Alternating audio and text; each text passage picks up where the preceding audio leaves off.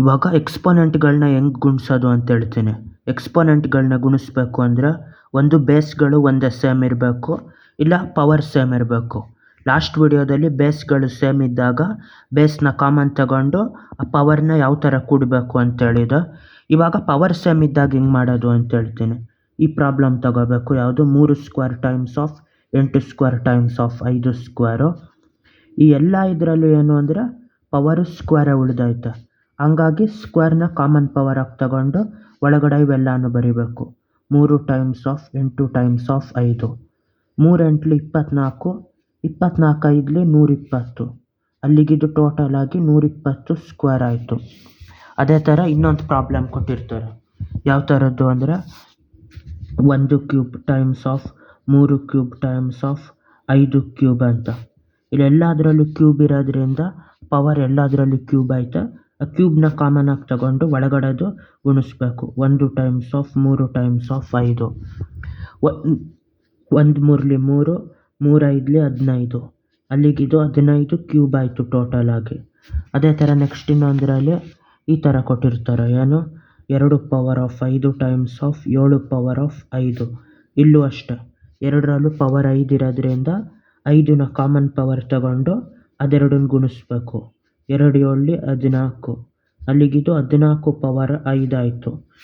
ಅದೇ ಥರ ನೆಕ್ಸ್ಟ್ ಇನ್ನೊಂದರಲ್ಲಿ ಏನಂತ ಕೊಟ್ಟವ್ರೆ, 2 power of 7 times of 3 power of 7 times of 5 power of 7 ಅಂತ ಕೊಟ್ಟವ್ರೆ. ಇಲ್ಲೂ ಅದೇ ಥರ ಎಲ್ಲದರಲ್ಲೂ ಪವರ್ 7 ಇರೋದ್ರಿಂದ 7ನ ಕಾಮನ್ ಪವರ್ ಆಗಿ ತಗೊಂಡು ಒಳಗಡೆ ಗುಣಿಸ್ಬೇಕು. 2 ಟೈಮ್ಸ್ ಆಫ್ 3 ಟೈಮ್ಸ್ ಆಫ್ 5. 2 3 6, 6 5 30. ಇದು 30 ಪವರ್ ಆಫ್ 7 ಅಂತ ಆಯ್ತದ. ಅದೇ ಥರ ನೆಕ್ಸ್ಟ್ ಇನ್ನೊಂದರಲ್ಲಿ ಈ ಥರ ಕೊಟ್ಟವ್ರೆ, ಏನು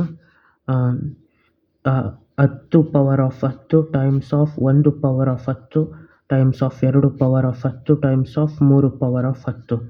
ಎಲ್ಲದರಲ್ಲೂ ಪವರ್ 10 ಇರೋದ್ರಿಂದ 10ನ ಕಾಮನ್ ಪವರ್ ಆಗಿ ತಗೊಂಡು ಒಳಗಡೆ ಇರೋದು ಗುಣಿಸ್ಬೇಕು. 10 times of 1 times of 2 times of 3 ಅಂತ.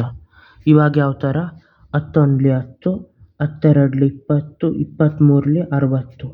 60 ಪವರ್ ಆಫ್ 10 ಆಯಿತು.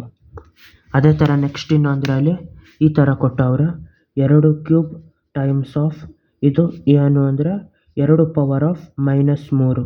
ಈ ಥರ ನೆಗೆಟಿವ್ ಪವರ್ ಇದ್ದಾಗ ಏನು ಮಾಡಬೇಕು, ಅದನ್ನು ಪಾಸಿಟಿವ್ ಪವರ್ ಮಾಡ್ಕೋಬೇಕು. 2 ಕ್ಯೂಬ್ ಟೈಮ್ಸ್ ಆಫ್ 1 ಇಲ್ಲಿ ಬೇಸ್ ಒಂದೇ ಐತೆ, ಅದಕ್ಕೆ ಇದನ್ನು ಚೇಂಜ್ ಮಾಡ್ತೀನಿ, ಏನು ಪವರ್ನ 2 power of 3 times of 3 power of -3. ಈ ನೆಗೆಟಿವ್ ಪವರ್ನ ಪಾಸಿಟಿವ್ ಪವರ್ ಮಾಡಬೇಕು. 3 ಪವರ್ ಆಫ್ -3 ಇರೋದು ಕೆಳಗೋದ್ರೆ 3 ಪವರ್ ಆಫ್ +3 ಆಯ್ತದೆ. ಈ ಪೂರ್ತಿ ನಂಬರು ಮೈನಸ್ ಇರೋದು ಕೆಳಗಡೆ ಬಂದಾಗ ಪ್ಲಸ್ ಆಯ್ತದೆ.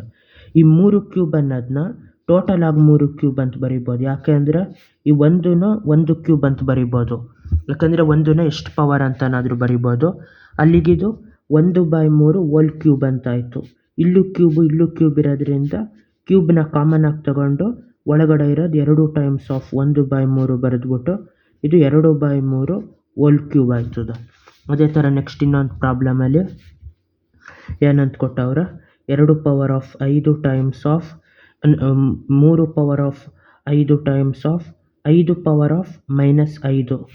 ಇಲ್ಲೂ ಅದೇ ಥರ ಫಸ್ಟು ಇದೆರಡು ಹಂಗೆ ಉಳಿತದೆ. 2 power of 5 times of 3 power of 5. 5 power of -5 ಅನ್ನೋದು ಕೆಳಗೋದಾಗ 1/5 ಪವರ್ ಆಫ್ 5 ಅಂತ ಆಯ್ತದೆ. ಆ 1/5 ಪವರ್ ಆಫ್ 5ನ ಮೇಲ್ಗಡೆ 1ಕ್ಕೂ ಪವರ್ 5 ಅಂತ ಹಾಕ್ಬೋದು.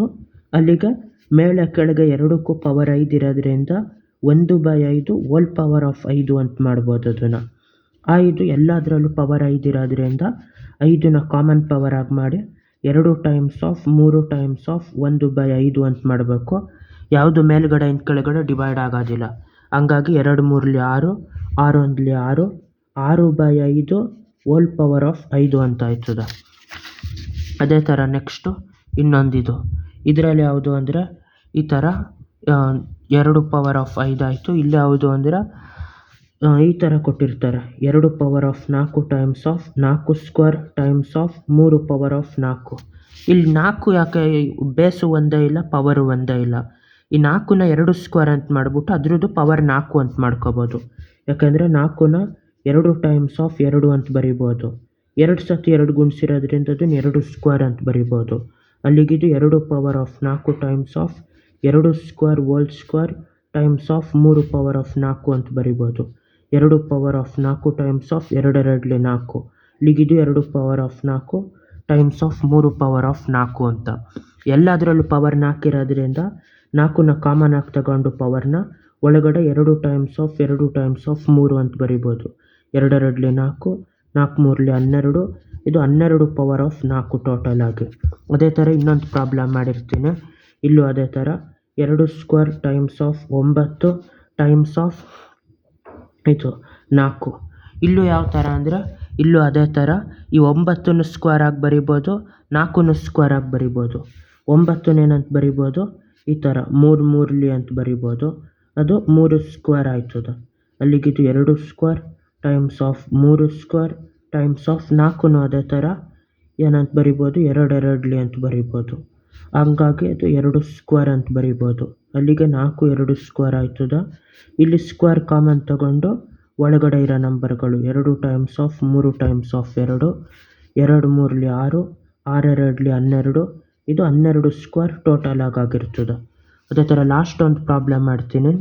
ಏನು ಅಂದರೆ 5 square times of 5 power of minus ಈ 2 -1, 25 ಪವರ್ ಆಫ್ -1 ಟೈಮ್ಸ್ ಆಫ್ ಇದು 3 ಸ್ಕ್ವೇರು, ಆಮೇಲೆ ಟೈಮ್ಸ್ ಆಫ್ 9. ಇಷ್ಟನ್ನು ಮಾಡಬೇಕು ಒಂದೇ ಪ್ರಾಬ್ಲಮ್ಮು. ಇದು ಯಾವ ಥರ ಮಾಡೋದು ಅಂದರೆ ಇದು 5 ಸ್ಕ್ವೇರ್ ಹಂಗೆ ಉಳಿದಿರ್ತದೆ. ಫಸ್ಟು ಈ ನೆಗೆಟಿವ್ ಪವರ್ನ ಪಾಸಿಟಿವ್ ಮಾಡ್ಕೋಬೇಕು. 1/25 ಅಂತ ಬರಿಬೇಕು. ಈ 3 ಸ್ಕ್ವೇರ್ ಹಂಗೆ ಉಳಿದಿರ್ತದೆ. 9ನ 3 ಟೈಮ್ಸ್ ಆಫ್ 3 ಅಂತ ಬರಿಬೋದು.